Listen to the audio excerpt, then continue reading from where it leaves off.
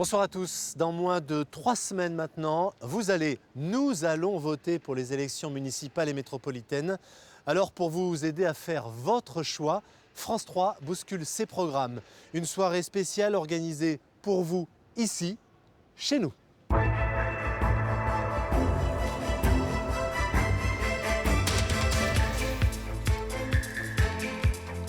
Ce soir donc, ça va débattre sur France 3 et on va commencer par Villeurbanne. C'est la 4e ville de la région et l'un des points chauds de cette élection.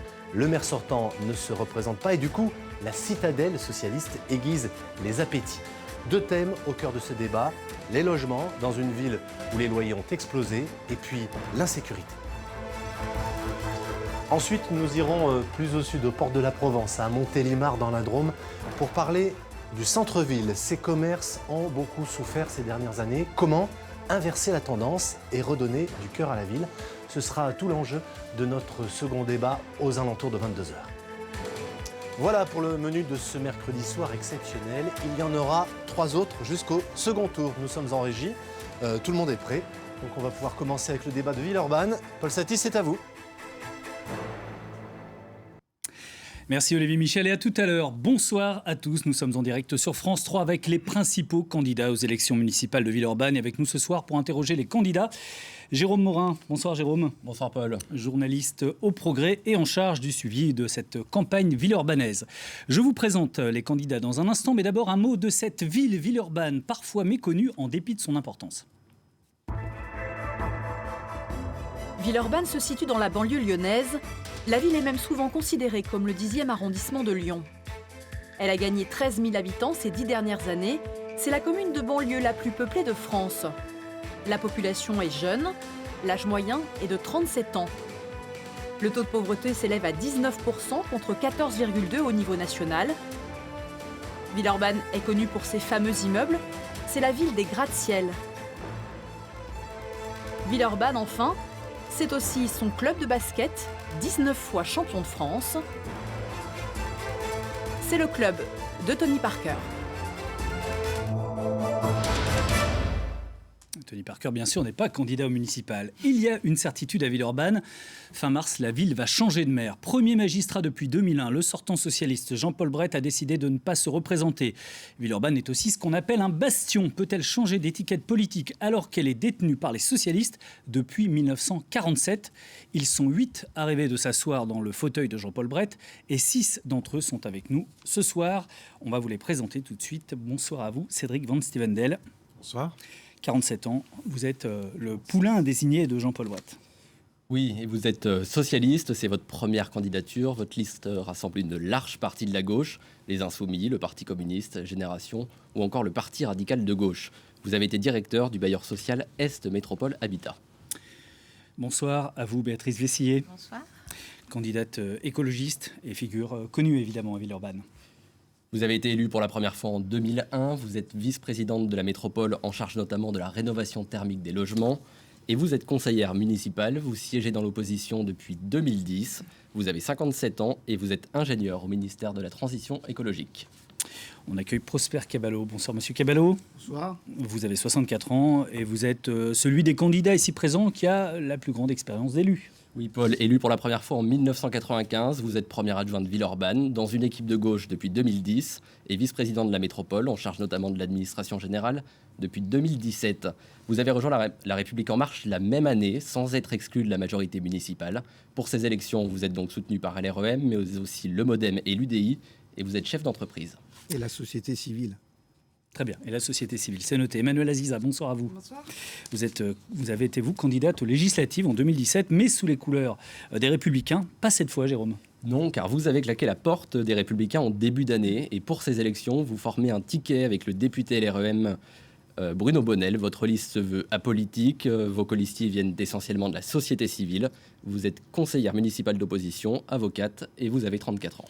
Le candidat de LR, c'est Clément Charlieu. Bonsoir, Monsieur Charlieu. Vous êtes un des nouveaux venus dans cette élection. Première candidature sous la bannière du mouvement citoyen Un Nouvel Élan que vous avez cofondé en 2017. Votre liste est donc aussi soutenue par Les Républicains. Le parti de droite vous a accordé l'investiture après son implosion locale. Vous êtes co-directeur d'entreprise et vous avez aussi 34 ans. Et on termine avec Thibaut Garnier, le candidat du Rassemblement national, qui est aussi le Benjamin de cette élection. Vous n'avez que 26 ans, c'est aussi votre première candidature. Vous êtes engagé au Rassemblement national en 2016 après avoir été chevènementiste. Vous êtes consultant en cybersécurité. Je précise qu'il y a au total 8 listes dans cette élection. Il nous était évidemment impossible de recevoir tout le monde sur une émission qui ne dure qu'1 heure. Jérôme, 2 autres listes sont déclarées. Oui, d'abord celle de Philippe Vieira, candidat de la société civile. Il conduit la liste Villeurbanne 2020, pourquoi pas. Il est âgé de 44 ans et est à la tête d'une salle événementielle. Son programme se veut de gauche, écologique, avec un axe entrepreneurial. Autre candidature, celle de Nadia Bouhami pour le parti d'extrême gauche Lutte ouvrière. Elle est âgée de 49 ans et elle est agent aux Hospices civils de Lyon. Et maintenant, il est temps d'ouvrir le débat. On va commencer cette émission par parler de logement. On abordera la question de la sécurité juste après. Et le logement, c'est une question cruciale. À Villeurbanne, devient-il compliqué de se loger dans la seconde ville de la métropole? Est-elle trop bétonnée? Voilà ce qu'en pensent ses habitants rencontrés par Renaud Gardette et Daniel Pajonc. Les prix sont un peu élevés, surtout lorsqu'on est au centre de Villeurbanne, au gratte-ciel. C'est trop cher. Et tout le reste d'ailleurs, tout ce qui va avec, c'est-à-dire les charges, les taxes foncières, les taxes d'habitation. Je constate une chose quand même, c'est qu'il y a beaucoup de constructions actuellement et des immeubles qui remplacent des petites maisons avec jardin. Et beaucoup d'immeubles, c'est en train de bétonner énormément. Vous avez la ZAC de la gare où il va se faire 1200 logements. En théorie au départ, ça finira à 1500. Comme la ZAC des Maisons Neuves qui avait démarré à 290 et qui a fini avec 100 de plus. Beaucoup de béton et bien moins de verdure. Il y a sur Villeurbanne énormément de personnes aujourd'hui, de nationalité française ou pas d'ailleurs, certains qui la demandent, qui n'ont pas accès au logement. On a pu jusqu'à maintenant trouver une oreille auprès de la mairie de Villeurbanne. J'espère que suite aux prochaines élections, nous trouverons toujours des oreilles attentives. Une première réaction des candidats à ces propos. Cédric Van Stevendel, vous en pensez quoi de ce que disent les Villeurbanais, la difficulté qu'il y a maintenant à se loger dans la ville? J'en pense qu'ils ont raison. En 2018, plus 12,8% d'augmentation des prix au mètre carré. C'est intenable. C'est intenable pour tout le monde. Les plus modestes comme les classes moyennes qui aujourd'hui n'ont plus la possibilité de se loger quand ils accueillent un nouvel enfant ou quand ils ont un autre projet de vie, et ça devient extrêmement difficile. Donc ils ont raison sur cet aspect-là. Ils ont aussi raison sur l'impression que cela donne aujourd'hui en matière de promotion privée, puisqu'on a beaucoup de constructions sur notre ville et qu'effectivement on a une difficulté à, entre guillemets, tenir les promoteurs qui, une fois que le PLUH est voté, font à peu près ce qu'ils veulent. Le PLUH, c'est le plan local d'urbanisme qui est voté du reste par la métropole. Madame Bessier, réaction? Oui, je partage ce constat. Comment ne pas le faire? Bien évidemment, il faut que Villeurbanne garde son identité de mixité sociale. C'est un point de force de son identité. Donc, il faut une politique publique à la fois de la ville et de la métropole en faveur du logement abordable et des prix de l'immobilier maîtrisés. Et pour cela, nous avons besoin d'une politique foncière, notamment volontariste. C'est ce que nous ferons avec Bruno Bernard, président de la métropole écologiste. Oui, parce qu'il faut gagner la deuxième élection, bien sûr. Prosper Caballo. Tout à fait. Effectivement, la ville s'est densifiée ces 5 dernières années avec une flambée du prix du mètre carré, une croissance de l'immobilier très forte. Il faut dire que la ville est attractive. Il y a une demande relativement importante de la part de la population villeurbanaise et environnante de Lyon. Sauf qu'il ne faut pas faire croire aux Villeurbanais que la ville peut faire avoir la maîtrise à la fois du prix du logement et du prix des loyers. C'est quelque part un peu un mensonge. Par contre, c'est vrai que la ville peut ralentir ce sentiment de bétonisation de la commune. Par contre, ne pas raconter n'importe quoi pour faire imaginer un seul instant que la ville pourra régler à la fois la hausse des loyers et la hausse du prix au mètre carré. Madame Laziza. On peut que partager le constat des Villeurbanais qui ont été interrogés. Effectivement, la problématique du logement, c'est une problématique qui intéresse beaucoup de Villeurbanais. On a assisté depuis une quinzaine d'années à une bétonisation de notre ville. Et ça, c'est un vrai problème. Et le maire ou la maire qui sera installé dans le fauteuil le 22 mars devra effectivement régler ce problème. Alors évidemment, ça passera par une politique du logement adaptée à notre ville pour faire en sorte que Villeurbanne rayonne. Et ça sera l'objectif de ma candidature. Clément Charlieu. Tout le monde partage le même constat ici. Il est évident que la ville s'est Le constat, il est clair, il est bétonnée. factuel en même temps. Il est factuel, il est ressenti par tous les Villeurbanais que nous avons pu nous-mêmes interroger en allant à leur rencontre pendant des mois. Et cette bétonisation doit être totalement inversée. Donc nous, notre projet vise évidemment à ramener de la nature en ville, à inverser la courbe de la construction, en tout cas ralentir cette tendance trop forte du béton et de la construction à Villeurbanne. Monsieur Garnier, on commence un débat avec des gens qui sont tous d'accord, vous aussi? Oui, par contre, je ne suis pas d'accord sur les causes. C'est-à-dire que les gens qui sont autour de moi ont tous appuyé la métropolisation, c'est-à-dire le fait qu'on entasse sans arrêt activité et personnes au même endroit. Et ensuite, on s'étonne qu'effectivement, les prix augmentent de partout.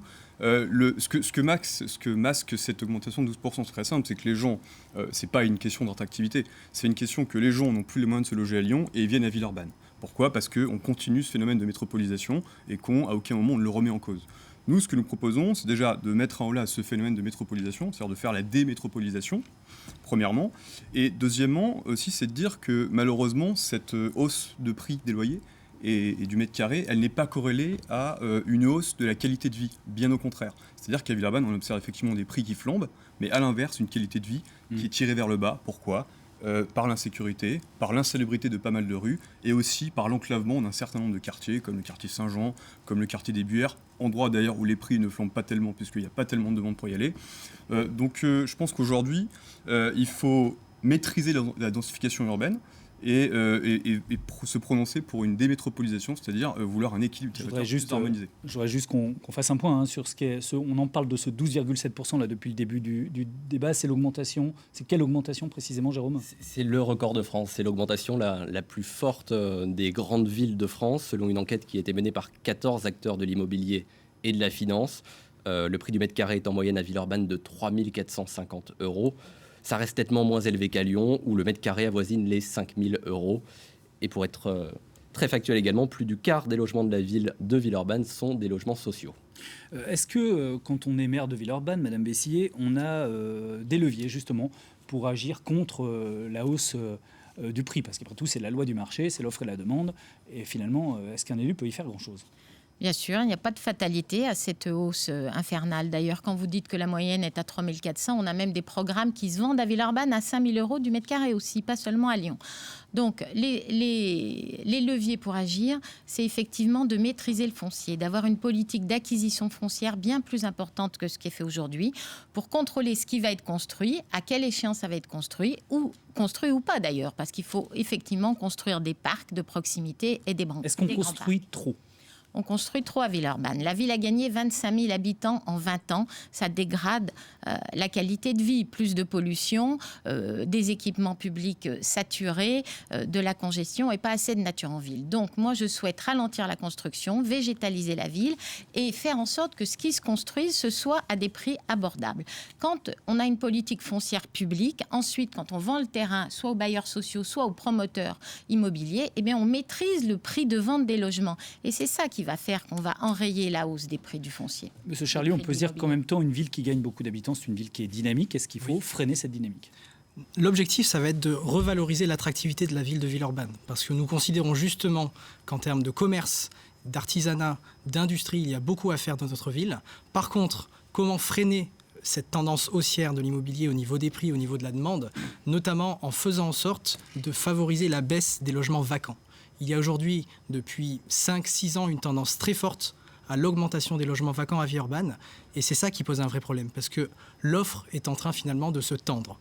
Donc nous, on va valoriser au maximum l'offre économique de la ville de Villeurbanne qui doit se redynamiser. Cette ville a un potentiel à dynamiser, c'est une évidence. Au niveau des logements résidentiels et des particuliers, il y a un vrai effort à faire au niveau de cette problématique du logement vide, vacant, qui doit être absolument pourvu. Oui, il y a d'ailleurs, selon l'INSEE, 9% de logements vacants à Villeurbanne, données 2016 de l'INSEE. C'est énorme. Ça veut dire quoi qu'il faut... vous êtes d'accord avec ça, Madame Azia, par exemple, qu'il faut réhabiliter plus de logements vacants, mais est-ce que ça va tendre quand même la situation d'étendre plutôt la situation de l'immobilier? On a une vraie problématique du logement sur Villeurbanne et dans notre plan global, pour faire rayonner notre ville, nous souhaitons effectivement construire différemment. On a un problème effectivement d'attractivité sur certains quartiers qui en réalité sont des ghettos, avec aucun centre dynamique, attractif, commercial aux alentours. C'est plutôt les quartiers de l'Est de la ville, pour résumer, du nord-est de la ville. À part le centre-ville des gratte-ciel, je considère, moi, que tous les quartiers de Villeurbanne, malheureusement, manquent de dynamisme. Et nous, notre programme, c'est dans ce sens-là que nous voulons agir. Nous voulons agir sur une logique de construction, mais une construction maîtrisée, avec en plus la rénovation de l'existant. Ça, c'est quelque chose de très important. On a un vrai problème à Villeurbanne. Nous avons beaucoup de logements sociaux qui sont gangrénés par les rats, par les punaises de lit, par la moisissure, par l'amiante. Et ça, c'est un vrai problème existant à Villeurbanne. Alors, avant de construire plus, essayons déjà de rénover ce qui existe et de construire mieux en donnant un centre d'attractivité à chaque construction avec, évidemment, également des services publics comme des crèches, des EHPAD et des parcs pour la bonne qualité de vie. Monsieur Caballo, vous êtes premier adjoint depuis une dizaine d'années à Villeurbanne. Est-ce que la situation est aussi cauchemardesque que celle que vient de décrire Emmanuel Aziza? Alors, il y a plusieurs choses qui ont été dites sur ce plateau. Et je voudrais déjà corriger Béatrice Vessillier qui dit il faut faire de l'acquisition foncière. Alors, c'est bien gentil de dire ça. Ça veut dire que la ville devra acquérir du foncier, sauf qu'à un moment donné, il y a l'aspect budgétaire, et je sais de quoi je parle.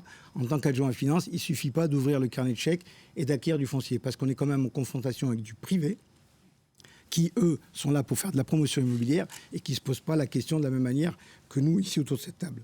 Ensuite, vous parlez d'aider ou d'accompagner les bailleurs sociaux. Ça veut dire que vous êtes une perspective encore d'augmenter le parc du logement social, ce qui n'est pas ma priorité. Et je trouve que là encore, on est sur un axe qui va plutôt paupériser la ville. Et je dis qu'il faut faire attention. Moi, je suis plus favorable à la décision qu'on a prise d'ailleurs aussi à Villeurbanne. Et on a voté ensemble avec Béatrice Vessillier la décision d'accompagner la métropole sur l'office foncier solidaire, où là, la métropole pourra faire l'acquisition du foncier et permettre à la fois de louer ce foncier aux copropriétaires qui, eux, n'auront à payer que le bâti, ce qui permettra de ramener peut-être à des prix nettement moindres que ce qui se fait aujourd'hui. Effectivement, Béatrice a raison. On a aujourd'hui des immeubles qui se vendent à plus de 5 000 € le mètre carré. Grâce à cette opération avec la métropole, on pourra atteindre des prix voisins de 3 000 €. Ça, c'est une bonne option. Ça permet d'être et de prouver une fois de plus que c'est avec la métropole que nous y arrivons. Monsieur Van Sivendel, vous n'êtes pas élu, vous, hein, mais vous êtes soutenu par le maire sortant, Jean-Paul Brett. Est-ce que la mairie sortante, finalement, a laissé s'envoler aussi les prix de l'immobilier à Villeurbanne? Moi, je ne m'engage pas en politique pour raconter des fariboles ou être imprécis sur un certain nombre de sujets. Ceux et celles qui, aujourd'hui, disent qu'on va baisser la construction drastiquement à Villeurbanne sont d'abord ceux et celles qui ont voté le fameux PLUH en mai 2019 qui prévoit 1000 logements par an à Villeurbanne. Je rappelle, un plan local d'urbanisme qui est une compétence métropolitaine est voté à la métropole. Ce que je n'ai pas fait.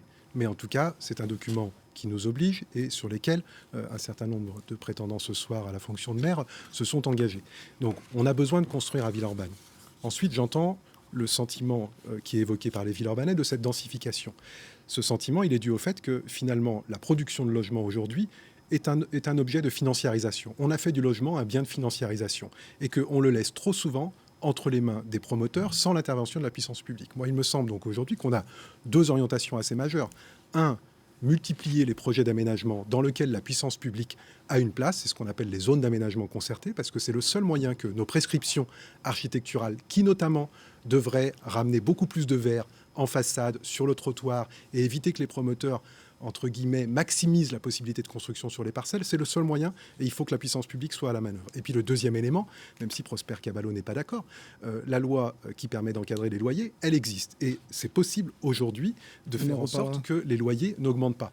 Et c'est nécessaire parce qu'on a des endroits dans Villeurbanne où on a des propriétaires qui ne sont pas respectueux des personnes qui habitent dans ces logements. On atteint plus de 20 € du mètre carré en location location autour de la DOA, par exemple. Et ça, ce n'est pas tenable ni pour les étudiants, ni pour les personnes seules. Donc cet encadrement des loyers, c'est une mesure qui ne vise pas à spoiler les propriétaires, mais qui vise à encadrer ceux qui ne sont pas raisonnables. Et sur l'insalubrité dont j'ai parlé, est-ce que vous avez une réponse ? Alors, c'est toujours le propos qu'on porte au logement social. Le logement social serait finalement l'endroit de tous les maux. Les plus gros problèmes... Il suffit de sortir dans les rues de Villeurbanne pour interroger les habitants et voir qu'effectivement, il y a des vrais problèmes d'insalubrité dans les logements sociaux. Moi, ça fait 10 ans que j'y suis dans ces quartiers. Oui, mais c'est justement pour cela que je vous interroge, parce que vous en avez la responsabilité. On va laisser répondre M. Van Seewendel, puis après on donnera la parole à M. Garnier. Il n'y a pas plus d'insalubrité dans les logements sociaux que dans les logements privés. Ça, c'est le premier point. Le deuxième point, c'est... Les Villeurbanais seront contents de l'apprendre. Eh bien, écoutez, si vous le souhaitez, la question des rats, elle est très souvent liée au fait qu'on engage des grands travaux aux alentours ou dans les logements sociaux, parce que ce sont des travaux qui font ressortir les nids. Donc, ce n'est pas du tout lié à un défaut d'entretien. Des rats, il y en a dans toute la ville, et ils sortent dès qu'on fait des travaux. Donc, je trouve un peu facile d'aller tout de suite... La responsabilité, c'est qu'au moment où les rats sortent, on prenne des mesures. Bien sûr. Oui, mais le problème, c'est ça. Le problème, c'est que les Villeurbanais se plaignent qu'il n'y ait aucune autre mesure. Moi, je ne sais pas. On ne va pas faire le débat juste entre vous deux, si vous voulez bien. Bien sûr, mais je me permettais juste de répondre puisque j'étais interpellé une deuxième fois et que Madame Aziza essaye de me cantonner sur la question du logement social. Moi, je suis bien sûr responsable. J'en suis responsable. J'ai un bilan sur la question du logement social et je suis notamment de ceux qui ont fait en sorte que, par exemple, le quartier des Buères soit aujourd'hui en pleine transformation et en pleine réhabilitation. Donc, on a pris nos responsabilités. Allez voir ce qui se passe au Buères, vous verrez si la... Jean-Paul Brett. Excusez-moi, pardon. On ne peut pas vous laisser continuer tous les deux. Je voudrais que M. Garnier ait la parole, il ne l'a pas eu depuis longtemps. C'est pas encore un grand succès, la rénovation des Buères, c'est le moins qu'on puisse dire. Écoutez, en fait, c'est pas fini, d'accord.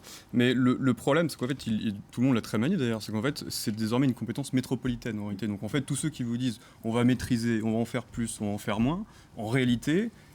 pour véritablement mettre en œuvre leur programme, il faudrait qu'ils gagnent aussi la métropole.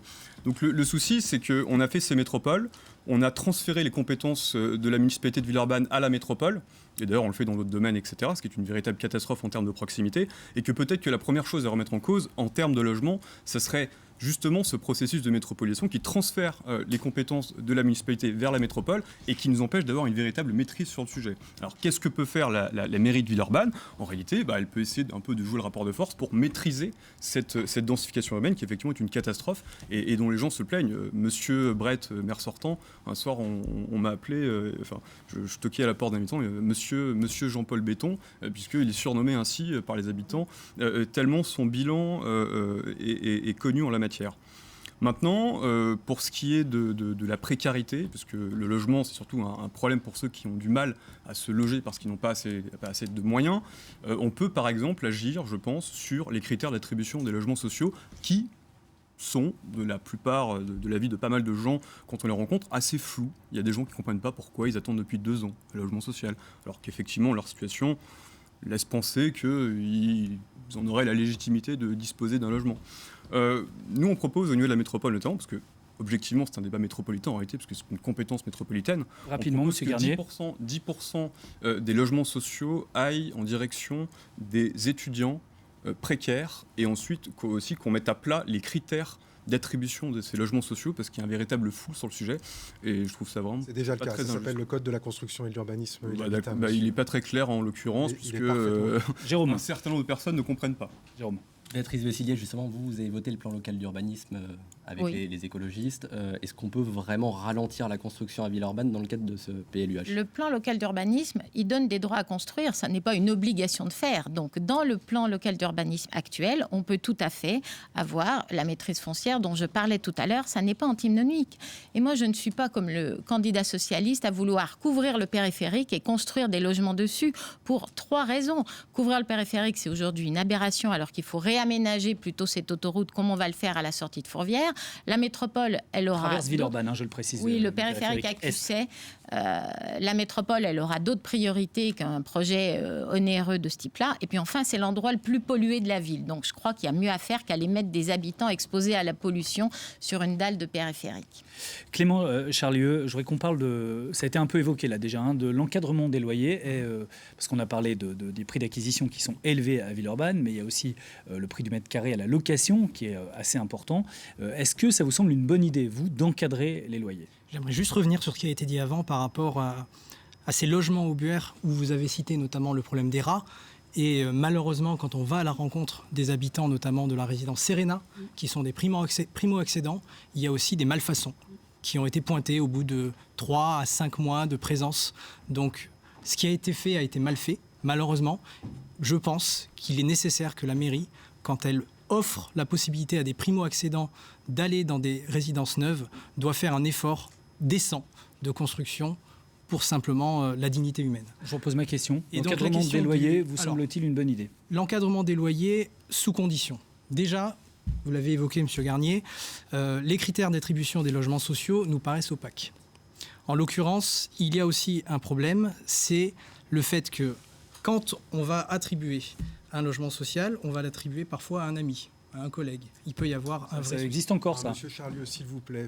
Cette ville a été la première avec Rennes et a imposé à ses bailleurs sociaux de mettre en place un système de cotation, c'est-à-dire d'attribuer en fonction d'un nombre de points qui sont liés à l'ancienneté de la demande et à l'urgence de la situation.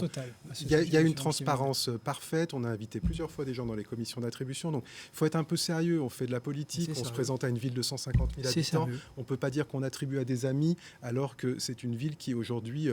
Vous avez raison, il y a une trentaine d'années, la question du logement social était un objet de clientélisme, on le reconnaît, mais cette ville s'en est sortie, ne la ramenez pas dans ces affaires-là, c'est pas raisonnable. Monsieur Cavallo, juste sur ce point, j'aimerais avoir votre opinion. Sur l'encadrement des loyers, est-ce qu'on vient là-dessus ou non, juste peut-être vous pouvez répondre à monsieur Charlieu qui parle de clientélisme sur l'attribution des logements à Villeurbanne. Je crois que c'est de l'histoire ancienne, je ne suis pas là pour défendre l'un ou l'autre des candidats, c'est une histoire ancienne, il y a peut-être encore quelques ratés, mais soyons quand même sérieux. Il faut quand même reconnaître qu'à Villeurbanne, il y a une demande très importante en termes de logements sociaux, je dois le reconnaître, et je crois que cet aspect de clientélisme est un peu n'existe plus trop, en tout cas dans notre ville. Moi, je voudrais revenir sur l'encadrement des loyers. Pour moi, c'est une fausse bonne idée. C'est l'erreur à ne pas commettre. Si on applique cette règle, qui d'ailleurs, selon les experts, ne marche pas, voir l'exemple de Paris sur les années 2014 et 2017, ça a été une catastrophe, donc ça ne marche pas. Secondo, ça fait fuir les investisseurs, parce que c'est bien gentil de dire on encadre les loyers. Si on fait fuir les investisseurs, ben ils vont aller sur d'autres territoires.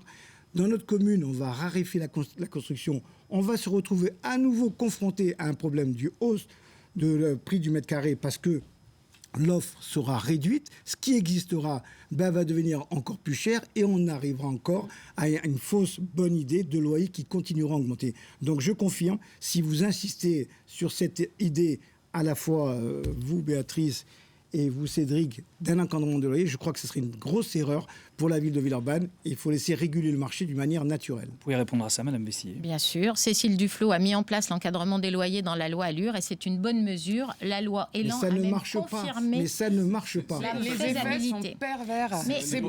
Laissez juste développer l'argumentaire de Madame Vessier. Mais les effets sont pervers. Excusez-moi, Madame Azia, je vous donne la parole dans une seconde. Que dans une métropole comme la nôtre, ça fera fuir les investisseurs. Il y a une telle demande qu'il y aura toujours... Non, l'encadrement des loyers sera fait sur la métropole, sur la partie centrale. Oui, mais nous avons bon espoir de la gagner. En tout cas, c'est un dispositif qui, à Paris, est maintenant mis en œuvre et on est en train de voir... Qui a été mis en œuvre, qui a été enlevé et qui a été remise en œuvre. Remise en œuvre parce que la loi est maintenant fait en sorte qu'on puisse le faire. Avant, c'était un peu fragile. Les prix dans la petite couronne ont explosé. C'est une mesure très sociale. En tout cas, c'est une mesure qui... simplement le fait d'annoncer cet encadrement des loyers, ça va avoir un effet. Ah ben si c'est pour faire de l'effet de manche. Du coup, ça suffit. Alors c'est perdre notre temps. Non mais je voudrais que attendez, on parle pas tous en même temps si on s'entend plus. Terminons un instant, Madame Vessier, je donne la parole à Madame Aziza. Je pense que c'est une mesure en effet indispensable pour encadrer les loyers. On a parlé des prix de l'immobilier à la vente, mais il faut aussi avoir une action en faveur du logement locatif pour que le parc privé locatif soit accessible. Et cet encadrement des loyers, je ne crois pas que ça fera fuir quiconque. Au contraire, ça permettra aux locataires d'avoir accès à des loyers abordables. Madame Aziza n'est pas d'accord. Effectivement, je ne suis pas d'accord. Je crois qu'à un moment, il faut être responsable et raisonnable. La prochaine maire de Villeurbanne aura de grandes responsabilités, notamment sur le logement. Et effectivement, l'encadrement des loyers, c'est une fausse bonne idée. C'est très beau, c'est très noble sur le papier. Effectivement, on aimerait tous que le prix des loyers diminue. Néanmoins, vous avez des expertises. Laissez-moi terminer, Madame Vessilier. Laissez-moi terminer, laissez-moi m'exprimer. J'ai des choses à dire, écoutez-les. On a des expertises, on a des retours d'expérience, notamment sur Paris, qui sont négatifs. Effectivement, je rejoins le constat de M. Caballo, ça raréfie la demande et les classes modestes sont extrêmement pénalisées par ce genre de mesures parce qu'elles n'ont pas de garant, parce qu'elles ne peuvent pas payer 3 fois le prix du loyer et parce que en réalité, ça diminue l'offre. Donc effectivement, moi je suis contre l'encadrement des loyers parce que c'est une mesure qui n'est pas une mesure de bon sens. Moi, j'ai rencontré les acteurs de la FNAIM, la Fédération nationale des acteurs de l'immobilier, qui étaient très inquiets quand j'ai fait cette annonce. Je les ai reçus à ma permanence, ils ont accepté qu'on en parle. Cette mesure, elle ne vise à encadrer les loyers que lorsqu'ils dépassent et qui vont au-delà de 20% d'un prix moyen qui est calculé sur une zone qui est très précise. Et donc, on voit bien que c'est une mesure qui vise juste à limiter les excès. Ça concerne 10 à 20% des logements à Villeurbanne. Donc, il ne s'agit pas du tout de pénaliser l'investissement. Oui, mais il faut quand même lire la loi Allure et puis regarder comment ça fonctionne avant de dire que ça ne marche pas. Quand vous parlez, et donc, quand je les ai rencontrés, mais on a au moins la même dans ce cas-là. Quand je les ai rencontrés, ils ont été tout à fait rassurés quand j'ai indiqué que l'idée n'était pas de l'appliquer uniformément sur l'ensemble du territoire, mais de se mettre aussi en place sur un certain nombre de zones sur lesquelles des investisseurs font des affaires sur le dos des étudiants, M. Carnier, à 20 € du mois. Et on doit avoir les mêmes expertises. Peut-être pas le président de la FNAIM avant Alexandre Schmitt qui a rejoint l'équipe de David Kimmelfeld, je vous le conviens, mais j'ai rencontré le nouveau. Et donc le nouveau, on a pu se mettre d'accord. Très bien. La réalité de cet encadrement de loyer, c'est que déjà c'est une mesure qui ne fait même pas l'unanimité à gauche, puisqu'il y a un certain nombre de députés, Daniel Goldberg, qui étaient totalement opposés, notamment par des aspects dramatiques en termes sociaux. La première chose déjà, c'est que vous allez encadrer le loyer. En fait, vous allez faire une seule chose, c'est qu'en fait, vous allez faire retirer des biens du marché locatif pour les mettre sur le marché de la vente. Donc en fait, qu'est-ce que ça va faire? C'est qu'il y aura plus de candidats pour moins de logements, parce que forcément, vous aurez enlevé des logements du marché locatif. Donc la conséquence de cas, donc je termine là-dessus, parce que c'est quand même important. Très vite. J'ai pas encore répondu sur l'encadrement des loyers. C'est que, et en plus, mais on n'aura plus le temps. Ça crée un phénomène d'Airbnbisation, puisque les gens préfèrent louer leur appartement sur le marché touristique que sur le marché locatif. Et en fait, vous allez faire de Villeurbanne simplement la base Airbnb de Lyon pour la fête des Lumières. Et c'est pas ce que je veux. C'est pas ce que je veux pour Villeurbanne. Et la deuxième chose, c'est que ça augmente le nombre de candidats par logement, parce que ça en enlève du marché locatif, et qu'en réalité, c'est totalement antisocial, puisque quand vous avez plus de candidats, les propriétaires, ils vont choisir les meilleurs dossiers. Exactement. Donc en réalité, ça défavorise encore Messieurs, plus dames, on a bien compris qu'il y a un fort clivage entre vous sur cette question. Madame Bessier et Monsieur Van Stevendel sont pour l'encadrement des loyers. Les autres sont contre et les Villeurbanais feront leur choix. On va passer maintenant à la seconde thématique. C'est une d'autres préoccupations quotidiennes un peu partout, pas qu'à Villeurbanne, la tranquillité publique. Et dans la rue, les citoyens que nous avons rencontrés ont tous quelque chose à en dire. Ça se passe bien, hein. Sauf que dans la journée, des fois, il y a des petits voyous qui prennent des motos, qui font n'importe quoi. Ce que l'on attend, c'est que ce que l'on voit comme dealers dans toutes les rues, ici sur la place, là-bas sur la place de la gare, rue Eugène Fournière dans le quartier, on s'en occupe et on ne les laisse pas toute la journée faire leur trafic. La sécurité, il n'y en a pas à Villeurbanne, point final. On a peur, on n'ose pas le soir rentrer tout seul, on n'ose pas... Aujourd'hui, vis-à-vis des jeunes, ils se sont lâchés à faire du n'importe quoi et le sens de civisme manque la jeunesse d'aujourd'hui. Le matin, c'est tout propre. Dès qu'on sort, c'est tout propre. Une heure après, c'est tout sale. Parce que tout le monde ne fait pas attention. Ils prennent des canettes de bière, des trucs, ils jettent tout par terre. Propos recueillis par Daniel Pajon, qui est Renaud Gardette. Et il y a un peu unanimité des personnes interrogées, Jérôme, sur cette question. Incivilité, trafic de stupéfiants qui se multiplient, ce sont a priori les deux principaux maux de Villeurbanne. Oui, et les candidats insistent beaucoup sur ces deux aspects. Il y a plusieurs dizaines de points de deal à Villeurbanne, souvent faciles à repérer. Et puis, il y a les incivilités du quotidien, des voitures garées sur les trottoirs ou sur les pistes cyclables, des dépôts sauvages d'ordures par endroits ou encore des rodéos de 2 roues. Précisons que la préfecture a refusé de nous communiquer les derniers chiffres de la délinquance en raison d'un devoir de réserve lié à la période électorale. Clément Charlieu, est-ce que ça vous paraît être un des principaux problèmes aujourd'hui dans la ville, la tranquillité publique? Alors je ne sais pas si Villeurbanne ne doit pas être quand même la ville de la métropole lyonnaise où il y a le plus d'insécurité, mais bon, il y a ces incivilités, ces points de deal dont on a beaucoup entendu parler dans la campagne. Est-ce que tout ça vous semble une réalité? Bien sûr, c'est clairement l'un des 2-3 enjeux majeurs de la campagne électorale qui est actuellement en cours. Et il est évident que quand on va voir les Villeurbanais comme ceux que vous avez rencontrés, c'est ce qui ressort parmi les top priorités. Donc, les incivilités sont flagrantes, elles sont multiples. Il faut absolument lutter contre en dédiant des brigades qui vont pouvoir aller traquer les incivilités en permanence. On aimerait aussi pouvoir lutter contre le trafic de drogue, qui est une réalité au quotidien, qui gâche la vie de dizaines de milliers de personnes à Villeurbanne. Il y a aujourd'hui plus de 60 points de deal, et peut-être même encore plus, qui sont répertoriés dans notre ville. C'est trop. Je crois qu'il y a eu une permissivité, malheureusement, dans les dernières années du mandat en cours, qui fait que, déjà, les effectifs de police municipale dans une grande ville sont insuffisants. Donc nous sommes tous d'accord ici sur la nécessité de l'augmenter. Mais l'idée, c'est pas d'en faire une mesure marketing. On ne va pas faire des annonces simplement pour dire il y aura plus de sécurité parce qu'il y aura plus de policiers. Non, l'enjeu, c'est que les policiers soient dédiés spécifiquement aux problèmes qui ont été identifiés et que vous avez relevés dans votre reportage. Je pense aussi à un point, si vous me permettez, qui a été évoqué par un des intervenants. Il a parlé du sens du civisme. Alors oui, on va prendre des mesures à court terme qui vont être tous, très certainement, d'augmenter les effectifs de police municipale. Je m'y engage aussi. Pour autant, on doit aussi penser à la conscientisation et à préparer les citoyens de demain, faire en sorte que finalement la tranquillité publique soit acquise sur le long terme. Donc nous avons aussi un objectif de préparer l'avenir et de faire en sorte de réintroduire des temps d'éveil au civisme dans les écoles. Monsieur Cavallo, vous êtes premier adjoint, encore une fois, alors vous n'êtes pas forcément comptable de toute la majorité, d'autant que le candidat de la majorité, c'est votre voisin, c'est monsieur Van Stevendel. Mais ce n'est pas le candidat de la majorité. Aujourd'hui, moi, je suis dans la majorité. Monsieur Cédric Van Stevendel est candidat du Parti socialiste. Moi, je suis toujours premier adjoint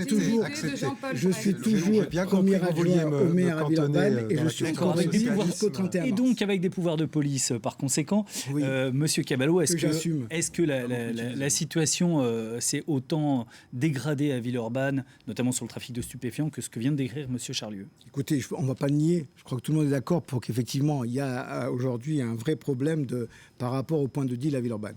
D'abord, ce que je voudrais dire, c'est que la sécurité, c'est un droit fondamental, autant que la santé, autant que l'éducation. On a un gros problème à la fois de sécurité et d'incivilité, comme vient de le dire très justement Clément Charlieu. Chacun doit prendre ses responsabilités. Et on entend aussi que vous avez laissé se dégrader. Non, on n'a pas laissé se dégrader. Je rappelle que depuis 2017, on a commencé à installer la vidéoprotection sur la commune de Villeurbanne. Sur demande de l'opposition depuis 10 ans. On a armé la police municipale. Sur demande de l'opposition depuis 10 ans, dont je faisais partie. On a fait progresser le nombre de policiers municipaux, puisque nous sommes passés de 38 à 52. Moi, je dis qu'il faut aussi, quelque part, arrêter de se défausser sur l'État. Le maire a aussi sa responsabilité sur la sécurité dans sa commune. Jean-Paul Bret a commencé à le faire. Moi, je suis fier du travail que j'ai fait avec Jean-Paul Bret. Même si on n'est pas d'accord sur la fin, je pense qu'on peut faire mieux. Moi, j'ai 3 propositions à faire. Et elles sont importantes. 1, comme vous venez de le dire, moi, je propose de doubler l'effectif de la police municipale. On est aujourd'hui à 52. J'en recruterai 8 par an pour doubler d'ici la fin du mandat. Deuxièmement, j'installerai la vidéoprotection sur toute la commune. Il n'y a pas de raison que ce ne soit que les gratte-ciel qui soient vidéoprotégés. Aussi, les quartiers comme le Tonkin, comme Saint-Jean, ont aussi le droit à la vidéoprotection. Donc, je généraliserai la vidéoprotection sur la commune. Enfin, 3e point, j'installerai des policiers municipaux de proximité dans les quartiers, sur le terrain, pour qu'ils aillent, eux, auprès de la population et non pas la population qui vienne à eux. Et j'y ajouterai les médiateurs de quartier, de sorte qu'il y aura une présence humaine très forte sur les quartiers et on ira évidemment combattre les points de deal. Un point, Jérôme, puisque la solution qui est apportée, en fait, elle est dans tous vos programmes. C'est la police municipale et c'est un levier évidemment du futur maire ou de la future maire de Villeurbanne. Quelle est la situation aujourd'hui de Villeurbanne en ce qui concerne la police ? Certains chiffres ont déjà été donnés. Il y a aujourd'hui 52 policiers municipaux à Villeurbanne. L'augmentation des effectifs est déjà une réalité, plus 12 postes depuis 2018. Les policiers municipaux sont armés depuis 2017. La municipalité compte également 18 agents de surveillance de la voie publique. La vidéoprotection a fait son apparition en 2018. Il y a désormais 107 caméras dans la ville. Madame Vessillet, très longtemps, la ville de Villeurbanne a fait exception. C'est une ville qui refusait la vidéoprotection aujourd'hui et l'armement du reste des policiers municipaux. Aujourd'hui, M. Caballo le rappelait, elle y est venue. Est-ce que vous trouvez que c'était nécessaire et qu'à un moment, il fallait en passer par là ? La sécurité, pour moi, c'est une priorité. Quand on a peur en bas de chez soi et pour rentrer chez soi, ça gâche la vie et je veux que chacun puisse vivre en sécurité dans la ville de Villeurbanne, et notamment les femmes. D'ailleurs, on a vu une dame dans votre reportage l'exprimer. Il y a une spécificité de la part des femmes. Donc moi, j'ai 4 actions pour améliorer la sécurité. J'augmenterai le budget dédié à la sécurité d'1 million d'euros. C'est une hausse de 25% pour renforcer la présence humaine dans l'espace public, avec des policiers, avec des médiateurs de rue. Deuxièmement, je renforce la collaboration avec le préfet, avec le commissariat pour les compétences qui relèvent de l'État et notamment le trafic de drogue. Ensuite, je discute avec les habitants parce que qui mieux que les habitants peut savoir où sont les problèmes dans chaque quartier, au Tonkin, au Buère, à Saint-Jean, à Grand-Clément. Ça, je fais les assises de la sécurité. On se met tous autour de la table, les éducateurs, la police, les habitants, et on définit des priorités d'action. Quelle nécessité de faire des assises, il y a une réalité sur le terrain. Excusez-moi. Et enfin, pour les incivilités, pour les infractions routières, effectivement, il faut de la présence humaine en proximité, des policiers ou des médiateurs à pied, à vélo, qui verbalisent, qui sensibilisent, qui résolvent les conflits. Sur la vidéo, moi, pour l'instant, je pense que le dispositif, il existe. Je pense qu'il faut l'évaluer. Et dans le cadre des assises et de la discussion avec la population, nous verrons s'il faut le redéployer autrement pour en faire la meilleure utilisation possible. Je ne souhaite pas le développer, mais je souhaite optimiser son utilisation actuelle. C'est clair. Madame Aziza, vos solutions à vous, est-ce que ça passe aussi par plus de police municipale sur le terrain ? Il faut rappeler que la municipalité sortante a une très grande responsabilité dans l'augmentation de la délinquance. Et beaucoup de personnes autour de cette table ont voté pendant des années le budget dédié à la sécurité qui était de moins de 1%. Moi, ça fait 12 ans que je me bats dans l'opposition pour demander 2 choses. La première, l'augmentation drastique du budget dédié à la sécurité. La deuxième chose, l'instauration de vidéoprotection dans toute la ville, dans tous les quartiers, avec derrière les écrans des personnes, des hommes, des femmes formés pour intervenir et pour la résolution. Est-ce que c'est utile ? Est-ce que ça marche du bilan qu'on a des quelques années de vidéoprotection à Villeurbanne ? Oui, ça marche. Beaucoup d'études ont démontré qu'en réalité, ça avait un impact à la fois sur l'élucidation des faits de délinquance, mais également, de facto, ça prend un petit peu de temps, mais de facto, sur la diminution de la délinquance. Je vais vous dire, c'est très simple, à Villeurbanne, vous avez des mineurs qui sont installés dans leur chaise ou dans leur canapé, qui ont pignon sur rue et qui dealent en toute impunité. Ces mineurs-là, ces personnes-là, si elles savent qu'effectivement, il y a de la vidéoprotection qui est installée et qu'elles sont épiées, contrôlées et effectivement arrêtées, oui, nous aurons une diminution de la délinquance. Moi, je vais vous dire, je veux être la maire du changement à Villeurbanne. Je veux être la maire qui fait de la sécurité sa priorité et un préalable à tout développement de notre ville. Monsieur Van Stevendel, qu'on n'a pas entendu encore sur cette question, est-ce que pour vous aussi c'est une priorité ? C'est une priorité, bien sûr. Et une fois de plus, il ne faut pas qu'on raconte n'importe quoi aux électrices et aux électeurs. Le problème du trafic de drogue à Villeurbanne ne se réglera pas par une augmentation des effectifs de police municipale. Le problème du trafic de drogue à Villeurbanne se réglera à partir du moment où on aura une stratégie nationale du ministre de l'Intérieur en matière d'affectation des effectifs sur la ville de Villeurbanne. Pas assez de police nationale. Bien sûr. Comment voulez-vous qu'ils interviennent effectivement sur ces 40 à 50 points de trafic qui sont identifiés dans la ville, avec 137 policiers quand ils étaient 252 en 2008 et qu'on a pris 10 000 habitants. Ce n'est pas possible. Moi, j'ai eu régulièrement l'occasion d'être en contact avec le commissaire de Villeurbanne dans mes fonctions précédentes. À chaque fois que je lui demandais d'intervenir sur un certain nombre d'adresses qui sont connues de toutes et tous, nous n'avions pas de réponse de la part du commissariat. Non pas parce qu'il ne le souhaitait pas, simplement il n'a pas les effectifs. Donc il se concentre sur la remontée des filières et ils n'interviennent pas au quotidien. Et je ne serai pas le maire qui laissera l'État l'État se défausser de sa responsabilité, qui est un principe régalien, Alors, une fois que vous celui aurez d'assurer la sécurité. Rapidement, une fois que vous aurez n'aurai de interpellé cesse- le préfet, M. je Van n'aurai de Sivendel, est-ce que cesse, vous si je augmentez suis la élu police maire, municipale? D'interpeller le ministre de l'Intérieur pour qu'il nous donne des effectifs. Et je réponds ensuite à votre question. Oui, je l'ai dit, plus 50% de police municipale. Pourquoi Et je ne ne souhaite pas l'avoir pas... fait avant ? Et je ne souhaite...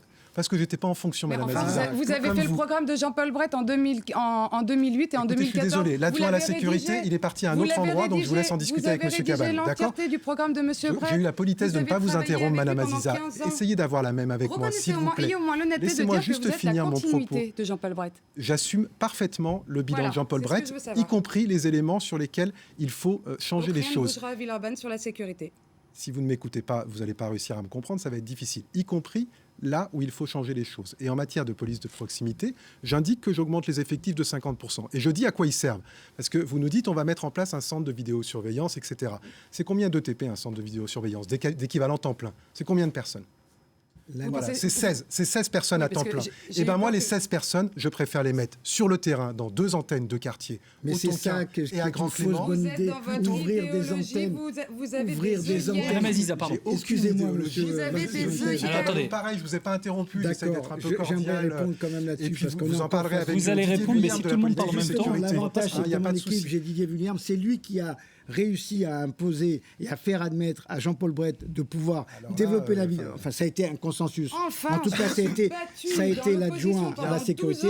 Je finis sur Il ma a proposition, si permis vous permettez. l'armement de la police municipale, l'installation Parfait. de la Donc, Monsieur vidéoprotection. William a fait un excellent travail en matière Absolument, de je sécurité. On a confirme et je compris, suis c'est très très heureux bien. qu'il me rejoint. Je voudrais terminer. Et non, c'est moi Attendez, qui vais finir. Pardon, s'il vous plaît. excusez-moi, c'est moi du coup Mais qui je vais voulais faire juste revenir la sur le police, mais la l'antenne, police c'est de parti. plateau. Monsieur Van Sivendel, terminez rapidement, s'il 2 vous antennes plaît. de proximité, une brigade dédiée aux incivilités. Voilà à quoi serviront les 50% d'effectifs en plus. Et deuxièmement, notre priorité, c'est devant les établissements scolaires à Villeurbanne, où on a un certain nombre de parents qui sont inquiets, et on souhaite mettre en place des plans de sécurisation des abords des milieux scolaires, parce que personne n'est capable de sécuriser toute la ville, et il faut qu'on se donne des priorités ensemble. Les établissements scolaires.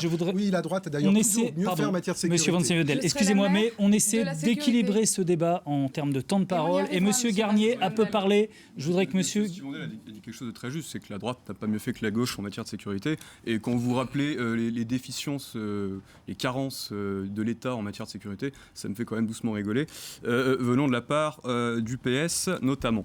Alors, on a entendu, c'est pas le PS. Monsieur Van Sivendel.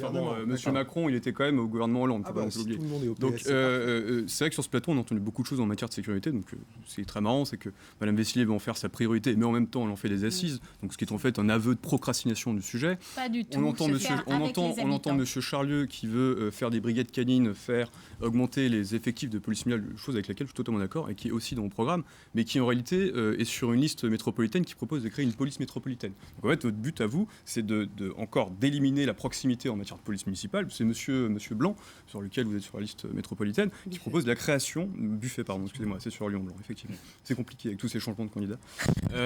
Donc, attention à votre mapping politique. en matière, bah oui, bah c'est compliqué, vous changez tous les jours. Donc, sans étiquette, etc. Donc, il propose de faire une police métropolitaine, donc c'est-à-dire une police pour la métropole, pour ensuite 14 communes aux étiquettes politiques différentes, qui seront différentes au soir de l'élection, ce qui pose quand même déjà un vrai problème. Donc ne dites pas que vous allez augmenter les effectifs, puisque vous voulez transférer la question et la compétence de la police municipale à la métropole. D'ailleurs, comme monsieur Kilmefeld, c'est la même chose. Je vais terminer parce que j'ai quand même pas beaucoup parlé sur ce sujet, puisque quand même... Mais alors faites vite, parce que... Ça fait quand même des décennies que le il faut Rassemblement que monsieur Charlieu réponde aussi. Ça fait quand même des décennies qu'on en parle et que je pense qu'on est les plus crédibles sur la question, parce qu'on a été les premiers à en parler à un moment donné où tout le monde disait qu'il n'y avait qu'un sentiment. Vous venez d'arriver sur Villeurbanne, moi ça fait 12 ans que je me bats Oui, pour la sécurité d'accord, oui, à bon, Villeurbanne. d'accord. Oui. Votre discours droitier, tout aussi opportuniste que Oui, votre très alliance bien, avec très M. bien, Bonnel, Garnier, très bien, ne monsieur convaincra Garnier. pas beaucoup de Vous monde. venez d'arriver à Villeurbanne, vous ne connaissez pas notre ville. D'accord, très bien. Restez Oui, cohérent d'accord, avec, mais avec en votre tout cas, parcours. Moi ça fait 12 ans que je me bats à Villeurbanne. Oui, d'accord, très bien. Voilà. D'accord, Monsieur Garnier, terminez sur ce point. Je voudrais que monsieur Charlieu réponde à ce que vous venez de dire. Alors, moi, c'est très simple. Moi, je pense que si je suis le maire de Villeurbanne demain, je ferai de la priorité du mandat entre 2020 et 2026. Il n'y en a pas 36 des priorités. Donc, à quelle mesure concrètement, rapidement, on double les effectifs de police. Voilà. On crée une brigade canine pour lutter contre le trafic de drogue notamment. Ensuite, on pense d'abord aux victimes aussi, parce que j'entends M. Stivandel qui parle de médiateurs, etc. dans son programme. Pas de pouvoir d'interpellation. Et ensuite, Monsieur Garnier, soyez sérieux dans vos propositions. Une brigade canine pour faire quoi? Ils vont interpeller quelqu'un, ils vont devoir appeler un officier de police judiciaire. Des médiateurs pour faire quoi? Ils vont appeler un officier de police judiciaire pour pouvoir venir prendre en charge le délinquant parce qu'ils n'ont pas. Selon vous, c'est pas ils n'ont pas le droit, Monsieur Garnier.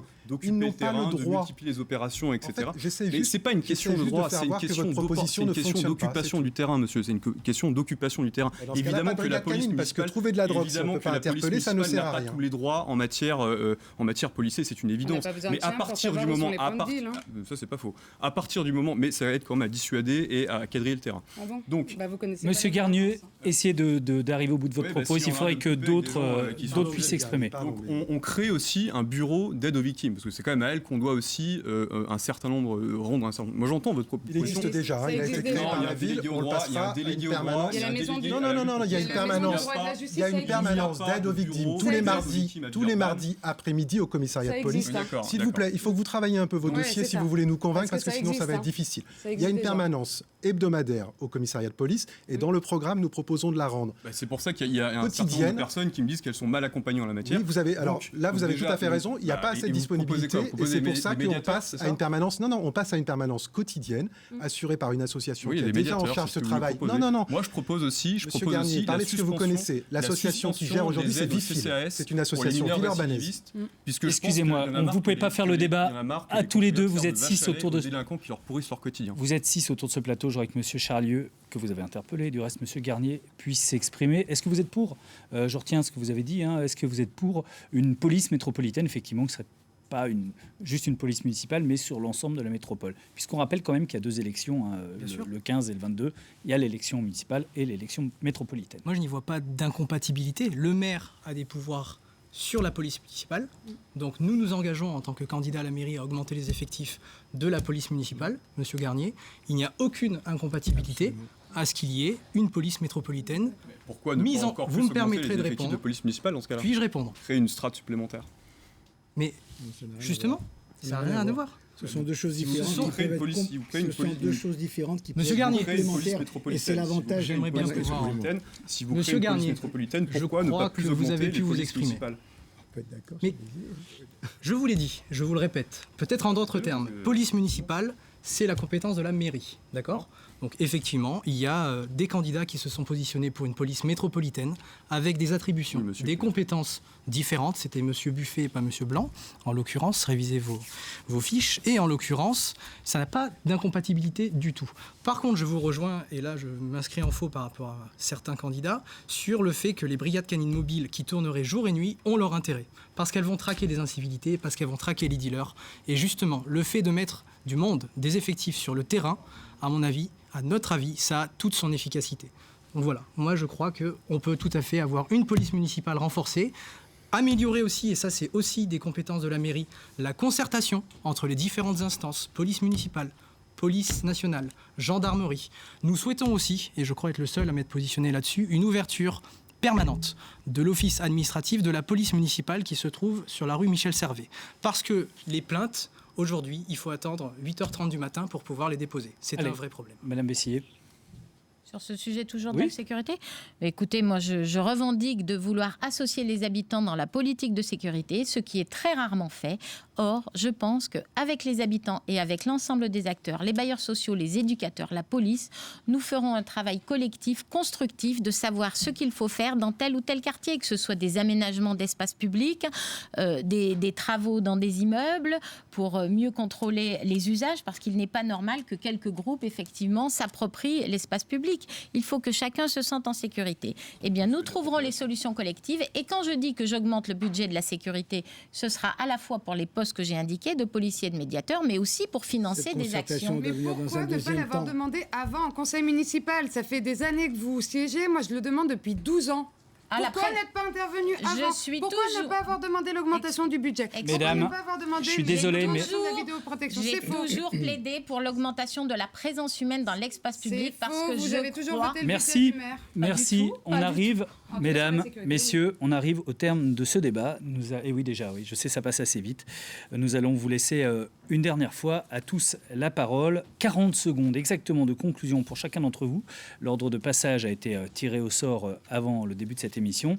Et le tirage au sort vous a désigné, Monsieur Caballo, pour commencer. La parole est à vous sans interruption pendant 40 secondes. Paul Satis, je suis candidat à la mairie de Villeurbanne pour la première fois. Villeurbanne, c'est ma ville, je lui dois tout. J'ai grandi ici, j'ai fondé ma famille ici, j'ai créé mon entreprise ici. Je suis premier adjoint aux finances dans cette ville, j'en ai fait la ville la mieux gérée de France. Je veux redonner à Villeurbanne tout ce qu'elle m'a donné. Je me présente en toute simplicité, je suis un candidat libre, entouré d'une équipe d'hommes, composée d'hommes et de femmes. Très bien, je vais aller à la conclusion. Je ne suis pas idéologue, je suis pragmatique. Je veux une ville où les gens se parlent, se rencontrent, où il fait bon vivre. Merci à vous, Monsieur Caballo. C'est pas un exercice facile, je sais. À vous pour 40 secondes, Monsieur Thibault Garnier. Je crois que ce soir, on a très bien vu l'opposition entre ceux qui réclament toujours plus de métropolisation, c'est-à-dire de transfert de compétences de la municipalité vers la métropole, et ceux qui considèrent qu'il faut justement plus de proximité. Moi, je m'inscris totalement dans ce courant-là. Moi, je fais de ma campagne 3 priorités pour les Villeurbanais. La sécurité, qui est aujourd'hui le problème majeur à Villeurbanne. La propreté, qui va avec, le cadre de vie. Et justement, cette proximité, avec notamment, j'ouvre le débat là-dessus, enfin, je ferme le débat en l'occurrence là-dessus, sur la proposition de faire un référendum d'initiative populaire locale à Villeurbanne. Et je pense que si en 6 ans, on arrive à amener plus de sécurité, plus de proximité, et plus de propreté à Villeurbanne, on aura fait un très beau mandat et on aura mis fin à la mainmise du clan Brett qui a totalement transformé cette ville en ghetto. Merci à vous, Monsieur Garnier. Vos 40 secondes sont écoulées. À vous la parole, Monsieur Van Stevendel, pour 40 secondes. Chères Villeurbanaises et chers Villeurbanais, le 15 mars prochain, vous devrez choisir la ou le maire pour Villeurbanne. En votant pour la liste que je conduis, Villeurbanne en commun, vous votez pour une liste de la gauche rassemblée. Vous votez pour une liste de la gauche qui va mettre en place ce que l'héritage de cette ville nous a laissé et qui va aussi l'améliorer.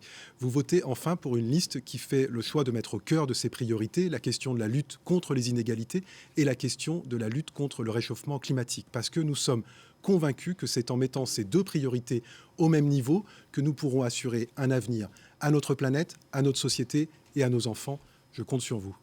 Merci beaucoup à vous, Monsieur Van Stevendel. 40 secondes pour vous, Madame Vessier. Je suis élue depuis 2001 à Villeurbanne et au Grand Lyon à votre service. Je souhaite que Villeurbanne reste Villeurbanne, que nous préservions notre vivre ensemble, notre vie associative si riche, la solidarité au sein de la ville. Et maintenant, aujourd'hui, il faut tenir compte des enjeux actuels. C'est avec la transition écologique que Villeurbanne deviendra plus respirable, plus tranquille, plus sûre, plus végétalisée. Nous en avons besoin pour préserver le climat, pour nos enfants, nos petits-enfants et pour les générations futures. C'est à vous de décider, à vous de choisir si vous voulez, pour la première fois le 15 mars, une femme écologiste à la mairie de Villeurbanne. Merci beaucoup, Madame Vessier. La parole est à vous pour 40 secondes, Madame... Ah non, le tirage au sort, Madame Elisa, vous terminez. C'est donc la parole est à Monsieur Charlieu. Pardon pour 40 secondes. Merci. Merci pour ce débat. Merci à tous ceux qui nous ont fait l'amitié de nous suivre ce soir. Si je suis élu maire le 15 et 22 mars prochain, l'objectif pour nous sera de redynamiser la ville de Villeurbanne et de révéler tout son potentiel. C'est une ville qui est véritablement fantastique à vivre, mais qui malheureusement a souffert ces dernières années d'un problème de déclin très net. Nous l'avons vu au niveau du logement qui augmente, nous l'avons vu au niveau de la sécurité qui malheureusement aujourd'hui pose des problèmes dramatiques aux Villeurbanais. C'est une ville trop bétonnée qu'il va falloir revégétaliser effectivement. C'est aussi une ville où nous devons accélérer sur le bien vivre ensemble et sur laquelle nous voulons faire en sorte que nos enfants vivent heureux. Merci beaucoup, Monsieur Charlieu. Eh bien, le mot de la fin, ce sera pour vous, Emmanuel Aziza, votre conclusion en 40 secondes. Chères Villeurbanaises, chers Villeurbanais, vous l'avez compris, je suis la candidate du changement. Nous avons préparé, mon équipe et moi-même, un programme solide sur lequel je veux vous être associés chaque année pour contrôler son bon avancement. Mon objectif pour notre ville est de la faire rayonner et de lui redonner la place qu'elle mérite tant au plan local qu'au plan national. Je veux rendre les Villeurbanais fiers et heureux de vivre dans notre ville. Être la maire de Villeurbanne, ce n'est pas un droit d'héritage pour moi, c'est un devoir d'exigence et de générosité. Et c'est sur ce devoir de maire que je m'engage à mettre toute mon expérience, toute ma détermination et tout mon cœur. Merci beaucoup, Madame Aziza. Merci à tous d'avoir participé à ce débat. Je rappelle qu'il y a 2 autres listes présentes à cette élection villeurbannaise. Philippe Vieira et la liste Villeurbanne 2020. Pourquoi pas? C'est Villeurbanne 2020. Pourquoi pas? C'est le nom de cette liste. Et Nadia Bouhami qui, elle, mène la liste de Lutte ouvrière. Merci encore d'avoir participé les uns et les autres à ce débat. Et merci à vous, Jérôme Morin, de m'avoir accompagné. On va continuer avec vous à suivre cette passionnante campagne villeurbannaise dans les colonnes du Progrès. Il y aura d'ailleurs, sachez-le, bientôt un sondage fait à Villeurbanne, Jérôme, par le Progrès. Oui, et ça sera le premier sondage sur la ville, donc il est très attendu. C'est une enquête IFOP qui est actuellement en cours de réalisation, publication en début de semaine prochaine. Ok, le rendez-vous est noté. Puis je rappelle l'essentiel, le vote, c'est le dimanche 15 mars pour le premier tour et le dimanche 22 mars pour le deuxième tour. Je rappelle aussi qu'on va voter 2 fois à Villeurbanne. Pour il fait bon vivre à Villeurbanne. D'accord, n'en rajoutez pas, Monsieur Caballo. On vote donc pour les municipales et les métropolitaines les 15 et 22 mars. Voilà, France 3 reste, vous le savez, mobilisé sur cette élection tous les mercredis soirs jusqu'au deuxième tour. Les mercredis soirs sont consacrés au débat. La semaine prochaine, un débat très attendu, celui des candidats à la mairie de Lyon, puis un autre débat sur la capitale de la Bresse, Bourg-en-Bresse. Cette soirée spéciale continue. On part maintenant dans le sud de la région avec vous, Olivier Michel. Direction la Drôme, place au débat à Montélimar. Merci Paul, merci à tous. Quel débat, dis donc. Alors avant d'entrer dans le vif du débat montilien, présentation de la ville en quelques chiffres clés. Je vous retrouve avec mes invités, bien sûr, juste après. Allez, on regarde la présentation de la ville.